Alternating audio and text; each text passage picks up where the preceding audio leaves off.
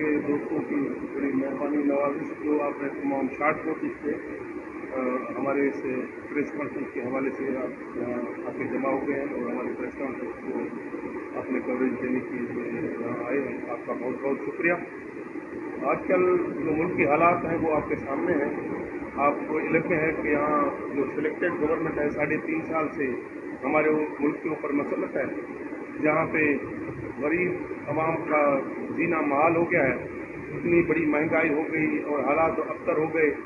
उसके अलावा बेरोज़गारी, बदअमनी, ये सारी चीज़ें जो वफाकी गवर्नमेंट की तरफ से होने थे वो सब सामने आ गए। इससे जाहिर हो गया कि ये एक नाअहल और नालायक गवर्नमेंट थी। इस सारे पस मंज़र को सामने रखकर हमारे चेयरमैन जनाब बिलावल भुट्टो जरदारी साहब ने कराची से लेकर इस्लामाबाद तक बड़ी लंबी एक लॉन्ग मार्च का ऐलान किया इस सिलेक्टेड गवर्नमेंट के ख़िलाफ़। और पहले तो काफ़ी लोग हैरान रह गए, शायद ये लॉन्ग मार्च न हो या कुछ दिनों तक जाकर फिर वापस आ जाए।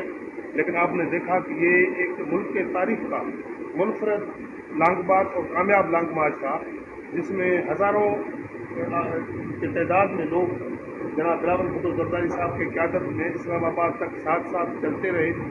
और 8 तारीख को वहाँ पे एहतमाम को पहुँचा और उसके साथ जब वहाँ लॉन्ग मार्च का एहतमाम हुआ उसी दिन वोट ऑफ नो कॉन्फिडेंस भी सामने आ गया, जो पाकिस्तान पीपल्स पार्टी का देर ना एक सियासी मौक़िफ़ था।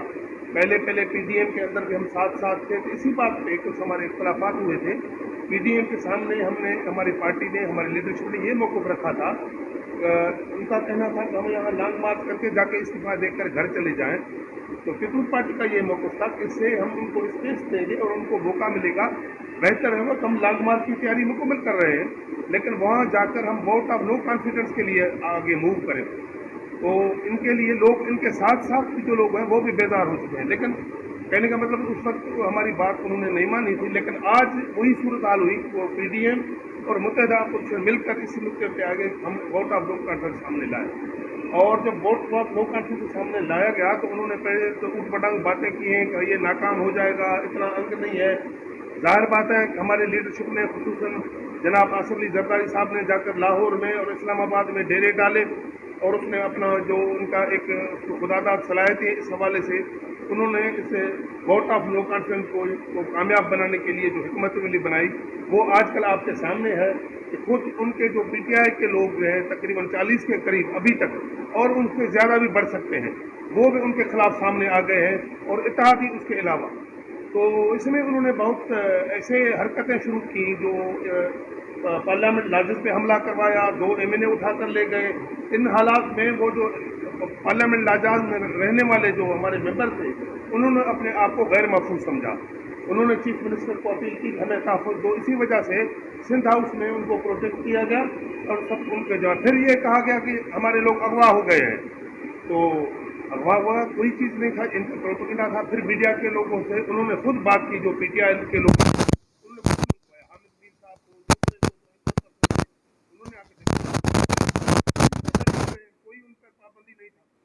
तो उसके बाद अभी जैसे उनको ये पता चल गया कि हमारे खुद अपने घर में जो है लोग वो बदमाश हो गए और फिर उन्होंने वो हथकंडे इस्तेमाल करना शुरू कर दिए जैसे कि इस मुल्क के अंदर सिस्टम को डीरेल हो। हम तो जा रहे हैं, सारे को ले जाएं, सिस्टम डीरेल हो तो किसी के पास भी नहीं। इसी वजह से फिर उन्होंने ये बात की कि हम 10 लाख लोग जमा करेंगे इधर बीच। अगर आप जलसा करोगे तो हम कॉन्स्टिट्यूशन एवेन्यू पे जो वो इस पे असेंबली के गेट पे आकर हम भी 20 लाख लोग जमा करेंगे।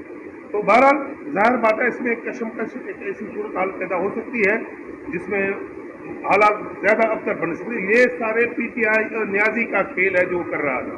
लेकिन उसके बाद जब देखा कि ये भी कर रहे हैं तो या हो सकता है हम इसमें नाकाम हों या और कोई इदारे आकर उसमें मुदाखलत करें, हो सकता है दोनों तरफों से ये मना हो जाए कि ये नहीं करें। तो फिर उन्होंने ये बात छोड़ी है कि अब हम सिंध में गवर्नर रूल लागू करेंगे। ये गैर जमहूरी, हालांकि जो वोट ऑफ नो कॉन्फिडेंस है ये जमहूरियत का प्रोसेस है, वो आइन का हिस्सा है। किसी भी गवर्नमेंट के खिलाफ वोट ऑफ नो कॉन्फिडेंस लाई जा सकती है। ये नॉन डेमोक्रेटिक एक्ट नहीं है, ये डेमोक्रेटिक एक्ट है।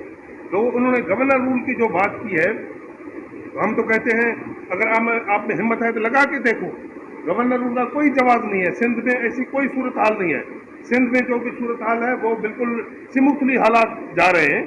आपकी हालात अबतर है वफाक की ख़राब है, तो वफाक में भी हम गैर कानूनी या गैर जमहूरी तरीके से या गैर जमहूरी हथकंडे हमने इस्तेमाल नहीं किए, हम तो जमहूरी तरीके से आपको हटा रहे हैं। अभी उसका देखा अपने आपका जो देख लिया है वो खुद समझ रहा है कि अभी मेरा जो वजूद अभी हुकूमत में या जो इस्लामाबाद के जो मालातों में अभी मैं नहीं रह सकता, इसी वजह से ये सारे हम कहते हैं कि अगर गवर्नर रूल लगेगा तो पूरी सिंध सरापा एहजाज बन जाएगा।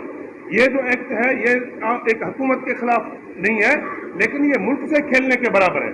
सिंध ने कौन सा कसूर किया है? सिंध तो वो मुल्क है, वो सूबा है जिसने पहले 1943 में पाकिस्तान का रेजोल्यूशन सामने पहले सिंध ने लाया है। सिंध ने हर वक्त इस मुल्क के लिए कुर्बानी दी है। तो अभी अगर ये हथकंडे इस्तेमाल किए जाएंगे तो ये मैं समझता हूँ ये मुल्क के वहदत के लिए नुकसानकार है, अगर ये आग से खेलने के बराबर है। अगर गवर्नर रूल लाने की कोशिश की गई या गवर्नर रूल लाया गया तो मैं समझता हूँ तो ये बहुत बड़ा पूरे सिंध में आग लग जाएगा, लोग रोडों पे होंगे, क्योंकि सिंध के लोगों का कोई कसूर नहीं है। अगर उसमें कोई भी उसमें सियासी फजीलत हो, अभी न्याजी को इस्तीफा देना चाहिए।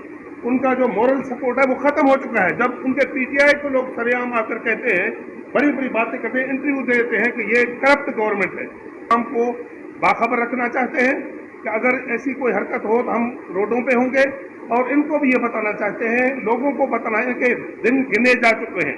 अभी इनके काफ़ी लोगों के जो है फ्लाइट के टिकट हैं उन्होंने लंदन के कटवा चुके हैं, इनके चंद दिनों के मेहमान हैं। उसके बाद ये न न्याजी रहेगा, न इनका टीम रहेगा, न इनकी जो गवर्नमेंट है वो रहेगी, क्योंकि वो फुली नाकाम और हो चुके हैं। तो इसी हवाले से आपके तौर से हम ये पैगाम आवाम तक पहुंचाने के लिए आपके पास आपके प्रेस क्लब में ये बात करने आए।